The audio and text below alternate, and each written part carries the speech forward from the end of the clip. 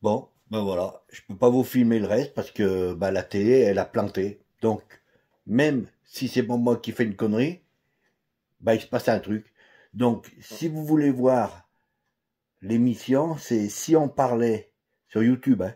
Si on parlait, c'est l'émission du 14-03-25, Cuisine sans frontières, hypnose et Choubiao Quartet. Vous savez, c'est mon pote que j'avais filmé à son concert, que je kiffe grave, que j'avais mis une de leurs chansons, une de leurs musiques sur sur la Royal Enfield, la 350, je crois, car j'avais changé les pneus ou un truc comme ça. Voilà, il m'avait autorisé de mettre sa musique. Bon, ben, donc, vous allez sur YouTube. Si on parlait du 14-3-25, Cuisine sans frontières, hypnose et Choubiao Quartet. C'est une émission qui parle de Grenoble. Allez, la bise, ciao.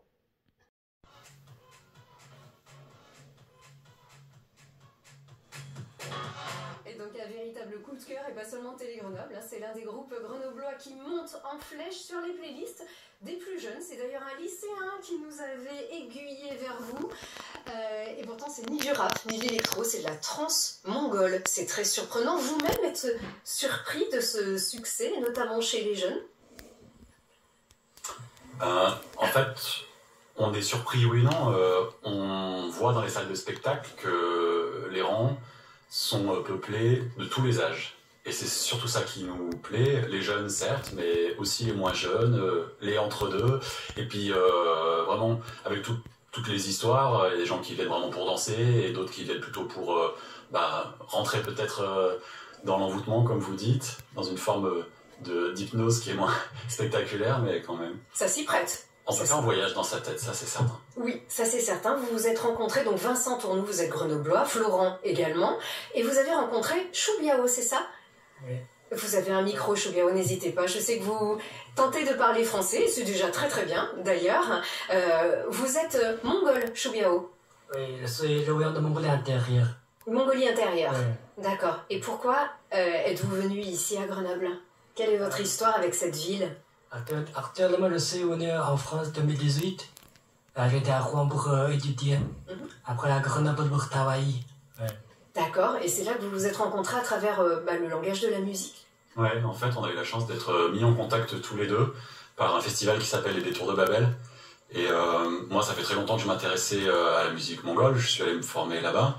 Et à un moment donné où j'ai rencontré l'équipe des Détours de Babel, ils m'ont dit, mais tiens, il y a quelques mois, on était au forum des associations, et là, il y a un type qui a débarqué avec ses instruments de mongol, et qui s'est mis à jouer pour nous.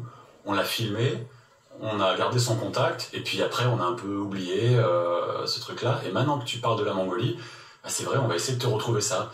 Donc j'ai envoyé un mail à Choubiao, et le soir même, il était chez moi avec tous ses instruments, et puis on s'est retrouvés, évidemment, une passion commune pour la musique mongole, le chant diphonique, et puis aussi un petit peu de répertoire en commun. C'est quelque chose que vous connaissiez déjà, Vincent?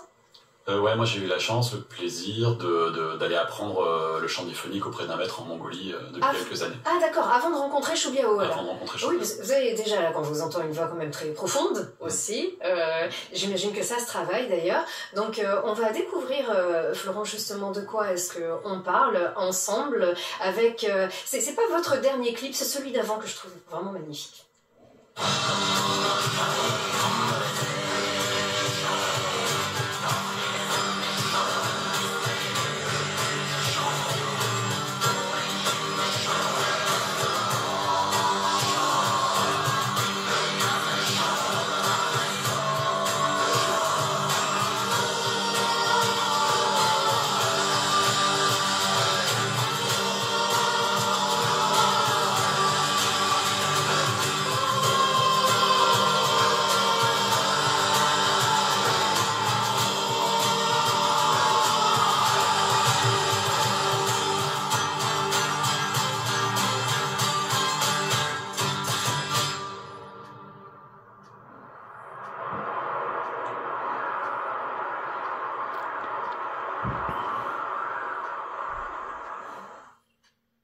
avec juste ce petit extrait. Déjà, l'origine pastorale du chant mongol, qui est très représentée ici visuellement et qu'on ressent avec ces harmonies, avec cette orchestration.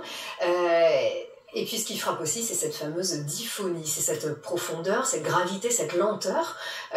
Aussi, tenez, regardez, écoutez. C'est...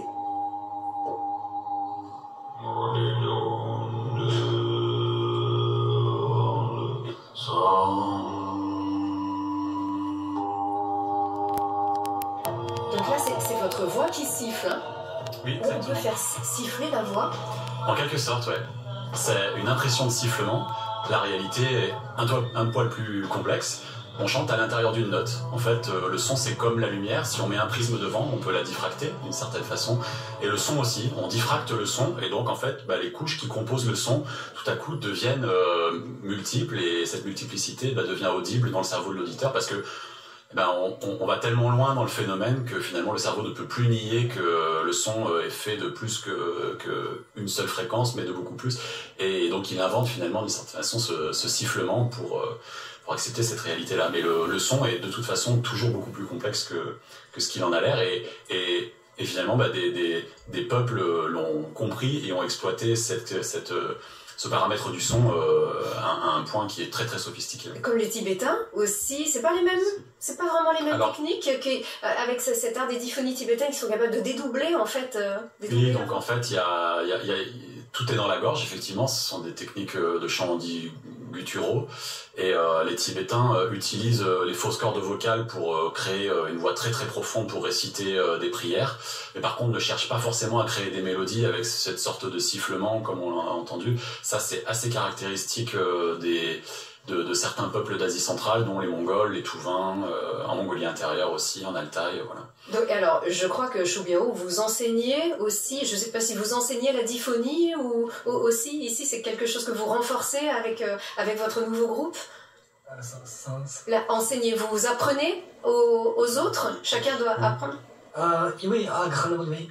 J'enseigne aussi le chant diphonique avec aussi l'instrument mongolien. D'accord. Ouais. Et alors, ça fait redécouvrir finalement nos capacités vocales. C'est vrai que c'est très surprenant. Florent, il faut vous y mettre aussi. On apprend avec notre ami guitariste aussi, qui est avec nous, Johan Richard. On forme le quartet. Oui. Qu'on entendra en fin d'émission, heureusement. On s'y met et on apprend. Non, mais dans ce quartet, on a chacun nos spécificités musicales. Vous êtes percussionniste. Voilà, moi je suis percussionniste. Johan Richard, il est guitariste, mais aussi producteur de musique électronique. Voilà. Donc Vincent, il travaille donc le chant, différents instruments. On vous dira le nom si vous voulez. Oui, je voulais juste revenir moi sur quelque chose. Et vous, pardon, mais Florent, vous, on vous a connu avec Jamdi, avec donc un groupe de DJ Ridou. Vous êtes percussionniste, mais on vous a vu le jouer aussi. Ça aide aussi peut-être parce qu'il y a aussi ce son, ce souffle finalement. Ça fait un peu comme une auto-hypnose. Je suis en train de penser à ça. Non, mais au-delà de ça, en termes de musique et de fréquence, vous parlez d'envoûtement, et on pense nous que avant d'envoûter les gens, il faut qu'on s'envoûte nous-mêmes, et c'est vraiment ce qui se passe avec cette musique, cette façon qu'il a de partager cet héritage culturel qu'il a très précieux. Les instruments qu'il joue, ils sont très difficiles. Il a appris à l'âge de 4 ans, je parle un peu pour toi, je sais pas. Et ce qui est vraiment essentiel pour nous, c'est ça que je voulais dire, c'est dans notre musique, on fait des concerts tard le soir, mais on fait aussi des levées de soleil. On fait des concerts dans la neige, on fait des concerts là, on est où, là, dans une espèce de grotte un peu? Là, on est dans une grotte, ouais. Voilà. D'accord. Et on est en tandem avec notre tourneur qui s'appelle ATA, qui sont sur Grenoble. Ça fait 20 ans qu'ils font de la musique du monde. Hein. Donc moi, je voulais souligner ça, qu'on a un vrai partenariat. Le tourneur, il est venu à 6h30 du matin dans une tempête nous voir en haut de la montagne, parce que quand c'est pas des levées de soleil, c'est des levées de nuages. Mais on fait aussi des concerts. On a 1 an et demi. Hein. On a 1 an et demi et il se passe des choses super pour nous. Oui, et une drôle d'aventure aussi qui va très loin. Vous avez dû apprendre le mongol, cette langue aussi, parce qu'on vous voit chanter ici. Vincent, vous connaissiez peut-être déjà auparavant? Moi, j'ai eu la chance de voyager en Mongolie plusieurs fois et assez longtemps à chaque fois. j'ai appris des rudiments pour pouvoir me débrouiller sur place, mais je suis très loin de maîtriser les formes poétiques qui sont celles qu'on chante. Alors du coup, il y a une partie de vocabulaire que je comprends et une autre partie que j'apprends de manière purement phonétique. D'accord, c'est très complexe, hein, c'est très éloigné de notre langue. C'est très éloigné, que ce soit dans la syntaxe, dans la prononciation, même dans la manière d'appréhender en fait un vocabulaire. Comme on dit souvent, les Inuits, ils ont tout un tas de mots pour décrire la neige. Bon, bah les nomades, c'est pareil, on peut imaginer que leur quotidien étant extrêmement différent du nôtre, et ben leur vocabulaire aussi. Et les sons également, bien sûr. Ouais, c'est vrai que c'est stupéfiant véritablement, très guttural aussi, même dans la prononciation et pas seulement dans la voix, elle aussi. Oui. On a l'impression. Et puis nous, parce que vous dites, on ne sait pas, mais c'est pas la question. C'est très harmonieux. On se demande quand même qu'est-ce que vous chantez en fait. C'est quoi le fond en fait de Choubiao? Le répertoire, nous on part vraiment des thèmes traditionnels du répertoire.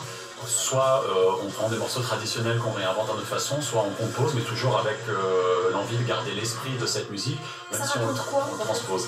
Alors des louanges, beaucoup, donc des prières, des louanges, des odes, voilà, on appelle ça comme ça, à la montagne, au mode de vie pastoral.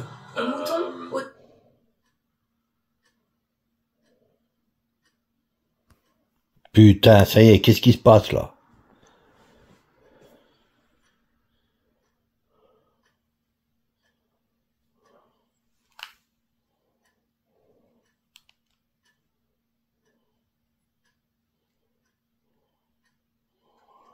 Putain, même quand je fume la télé, ça trouve le moyen de merder.